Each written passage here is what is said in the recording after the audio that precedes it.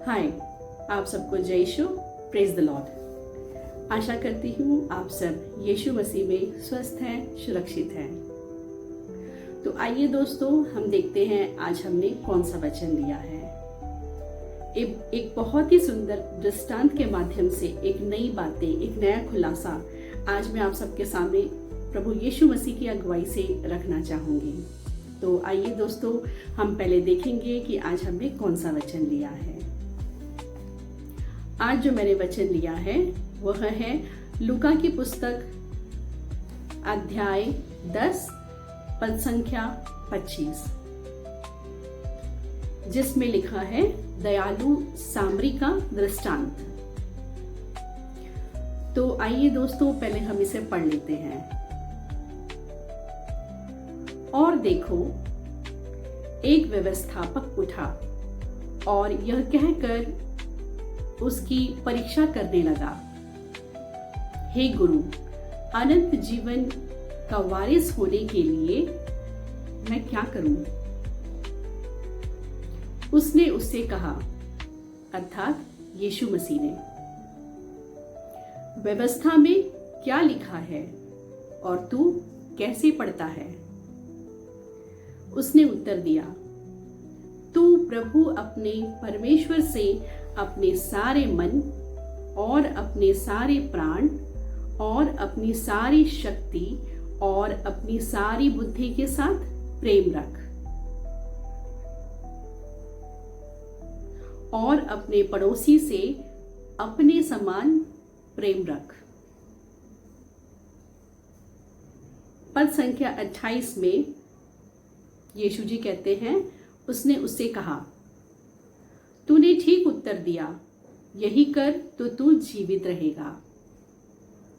परंतु उसने अपने आप को धर्मी ठहराने की इच्छा से यीशु से पूछा,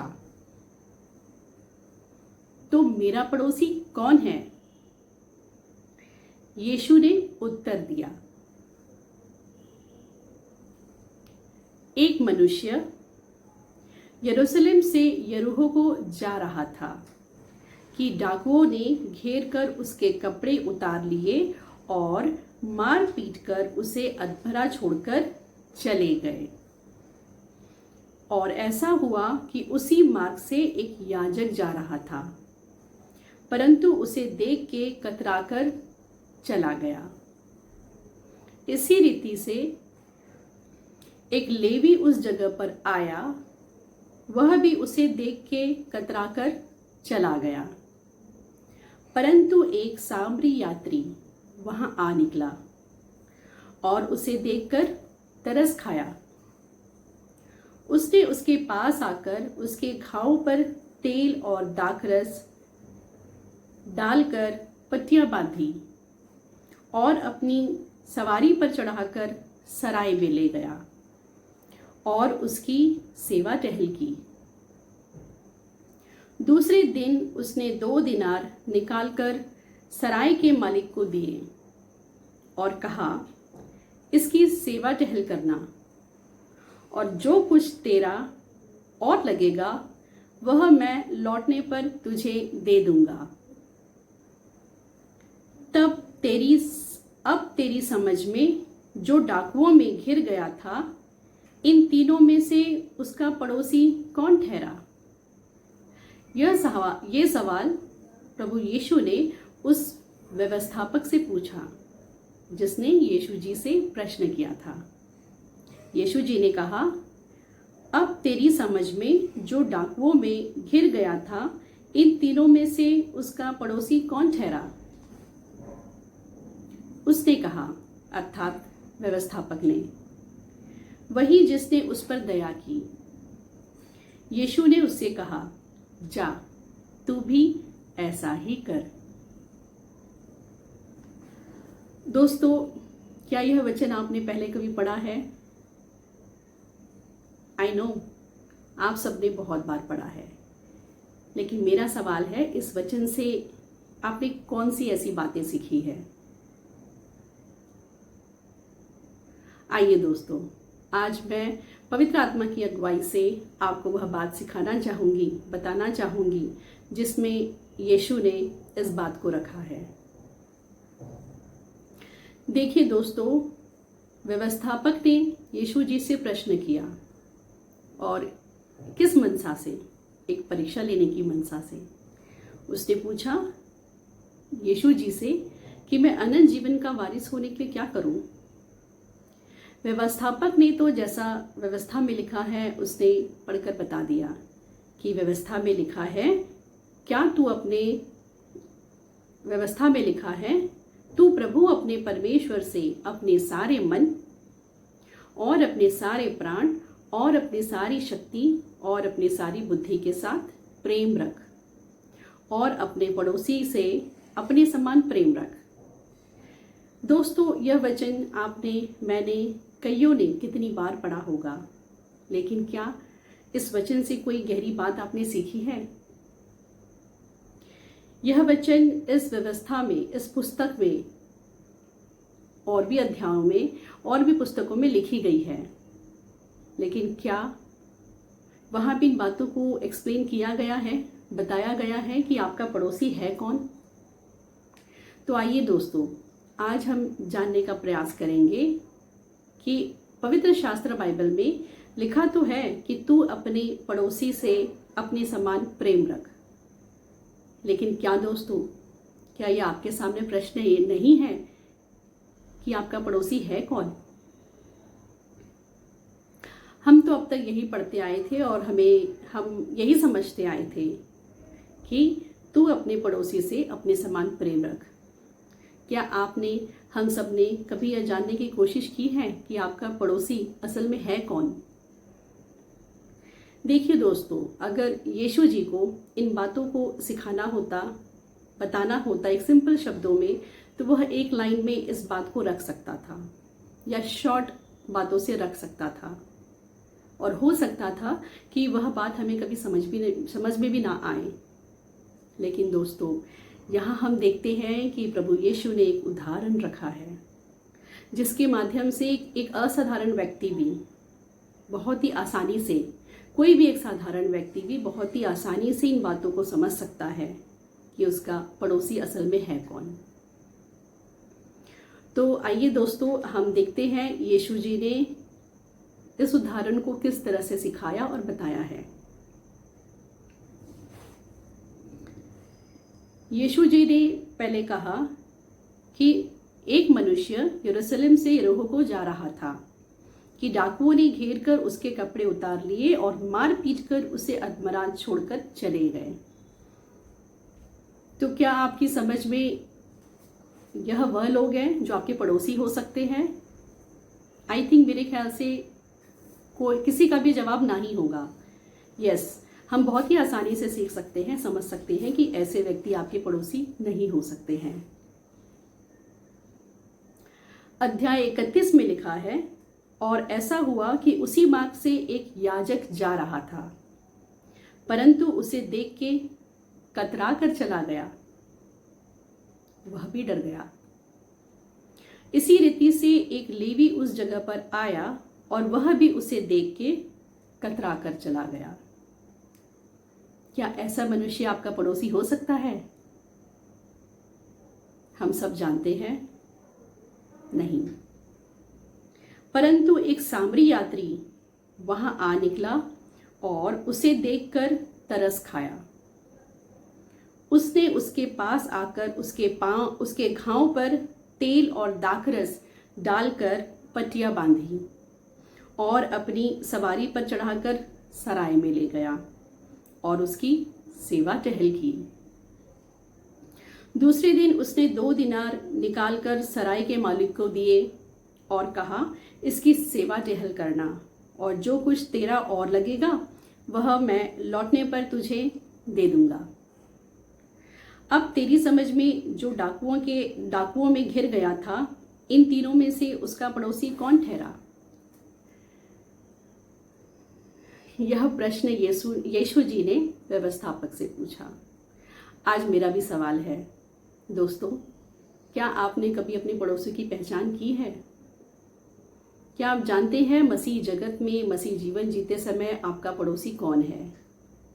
और यह जानना बहुत ही आवश्यक है दोस्तों कि आपका पड़ोसी है कौन, क्योंकि जहाँ पर यीशु जी अपने बारे में बहुत सटीक स्पष्टता और जहाँ बहुत शक्ति के साथ कहते हैं कि मेरे राज्य में हर कोई हे प्रभु कहने वाला व्यक्ति प्रवेश न करेगा, जहाँ पे वो ऐसी बातें कहते हैं कि बुलाए हुए तो बहुत है परंतु चुने हुए थोड़े हैं, जहाँ पे वह ऐसी बातों को रखता है कि स्वर्ग राज में अनंत काल का जीवन का अधिकारी वही होगा जो मेरे परमेश्वर पिता की इच्छा को पूरा करता है। यीशु जी कहते हैं कि अगर स्वर्ग राज का अधिकारी होना है तो अपने आप का इनकार करो, इस संसार की बातों का इनकार करो। जो अपने प्राण को भी अप्रिय ना जाने वह मेरे राज्य का अधिकारी नहीं हो सकता। वह अपने राज्य के विषय में, अनंत काल के जीवन के विषय में बहुत ही सटीक स्पष्टता और शक्ति से कहता है। तो क्या वह आपके पड़ोसी के मामले में भी सटीक और स्पष्ट और सख्त नहीं रहेगा? क्या दोस्तों कभी इस बातों का आपने गौर किया है कि हमें अपने पड़ोसी पे भी गौर करना है कि आपका पड़ोसी कौन है? दोस्तों, मसीह जगत, मसीहत, मसीह में चलना, उसके राज्य को पाना, उसके और उसी के मार्ग पर चलना इतना आसान नहीं कि हर कोई मुंह से कहने वाला हे प्रभु कहने वाला उसके राज्य में प्रवेश कर लेगा। बहुत ज़रूरी है परमेश्वर पिता की इच्छा पर चलना, उसे जानना, उसके मकसद को पूरा करना और अपनी आत्मिक तैयारी प्रभु यीशु मसीह के वचन के अनुसार करना। दोस्तों, यहाँ पे दो बातें हमें सीखने को मिलती है और परमेश्वर अर्थात यीशु मसीह इन बातों के माध्यम से हमें सिखाना चाहता है। आपको यह जानना परखना बहुत ज़रूरी है कि मसीह जगत में, मसीह के मार्ग में चलते समय आपको अपना पड़ोसी पहचानना है। आपको जानना है कि आपका पड़ोसी है कौन, क्योंकि यह बात जितनी कड़वी लगती है सुनने में उतनी ही सच है कि हर एक मनुष्य, हर एक व्यक्ति परमेश्वर का नाम लेने वाला, अपने मुख से उसका नाम लेने वाला हर एक व्यक्ति इस जगत में, संसार में आपका पड़ोसी नहीं हो सकता है। केवल वही जो परमेश्वर की इच्छा पर चलता और उसकी बातों को अपने जीवन में लेकर चलता है। वही व्यक्ति जो अपने आप को दीन करता है, जो अपने आप को नम्र करता है और जिसने अपने आप को प्रभु यीशु मसीह के समान शून्य किया है, ऐसा व्यक्ति ही आपका असली पड़ोसी है। दोस्तों, यहाँ पे दो बातें हमें सीखने को मिलती है। एक तो यह कि मसीहत में, मसीह जगत में, कलीसिया में हम लोगों को एक दूसरे को पहचानना बहुत ज़रूरी है कि आपका पड़ोसी है कौन। दूसरी बात यह कि हमें उस सामरी यात्री के समान बनना है, अर्थात दीन और नम्र, और अपने आप को शून्य करना है जैसे प्रभु यीशु ने अपने आप को दीन किया, नम्र किया, शून्य किया। हम पापियों के बीच में रहते हुए भी यीशु ने अपने आप को दीन, नम्र और शून्य किया है। ऐसा व्यक्ति ही हमारा असली पड़ोसी है। जब हम यीशु ने कहा ना कि जा तू भी ऐसा ही कर जैसा एक सामरी यात्री ने किया, उस मनुष्य के साथ जो घायल हो गया था, जिसको डाकुओं ने मार पीट कर इस तरह से घायल कर दिया था।